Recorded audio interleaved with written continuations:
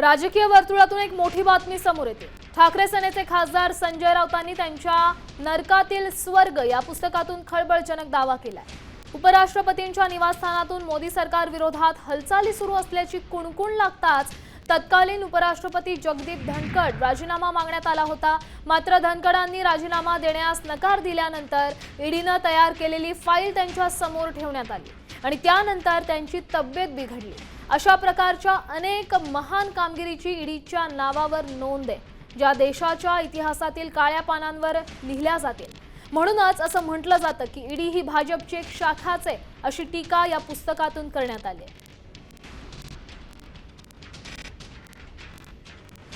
तर जगदीप धनखडांकडे राजीनामा मागितला होता असा मोठा दावा संजय राऊतांनी आपल्या पुस्तकातून केलेला आहे। धनखडांच्या हालचालींवर ईडीची नजर होती का असा देखील संशय आहे। नरकातला स्वर्ग या संजय राऊत यांच्या पुस्तकातून त्यांनी अनेक पद्धतीचे दावे केलेले आहेत। जगदीप धनखडांकडे राजीनामा मागण्यात आला होता असा मोठा दावा संजय राऊतांनी केलाय। देशाच्या इतिहासातील काळ्या पानांवर याची नोंद असेल असंही ते म्हटलेत। असं म्हटलं जातं की ईडी ही भाजपची एक शाखा आहे, अशी टीका त्यांनी या पुस्तकातून केली आहे।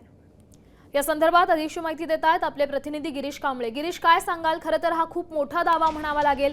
या पुस्तकातला या संदर्भातला मजकूर नेमका काय सांगतो? संजय राऊत यांचं हिंदीमध्ये एक नरकमय स्वर्ग हे पुस्तक येतंय आणि सोमवारी त्याचं प्रकाशन आहे। आणि या पुस्तकामध्ये संजय राऊतांनी एक खळबळजनक दावा केलाय। उपराष्ट्रपतींच्या निवासस्थानातून मोदी सरकार विरोधात हालचाल सुरू असल्याची माहिती मिळताच उपराष्ट्रपती जगदीप धनखड यांचा राजीनामा हा मागण्यात आलेला होता। यामध्ये त्यांनी असा दावा केला की जगदीप धनखड आणि त्यांच्या पत्नीने जयपूरमधील आपलं घर विकलं होतं आणि त्या घराच्या विक्रीतून जे पैसे मिळाले होते त्यातील काही पैसे परदेशात पाठवले आणि या संपूर्ण व्यवहारावर ईडीने लक्ष ठेवलं होतं आणि या व्यवहाराची एक स्वतंत्र फाईल ईडीने तयार करून ठेवली होती। म्हणजे ईडीचा अनेक तपास यंत्रणा देशाच्या उपराष्ट्रपती नक्कीच गिरीश, खरं तर हा अतिशय मोठा दावा म्हणावा लागेल। धन्यवाद तुम्ही दिलेल्या या सविस्तर अपडेटसाठी। आणि या दाव्यानंतर राजकीय वर्तुळातून कशा पद्धतीने प्रतिक्रिया उमटतायत ते पाहणंही महत्त्वाचं आहे। तर धनखडांच्या हालचालींवर ईडीची नजर असल्याचा मोठा दावा संजय राऊतांनी केला।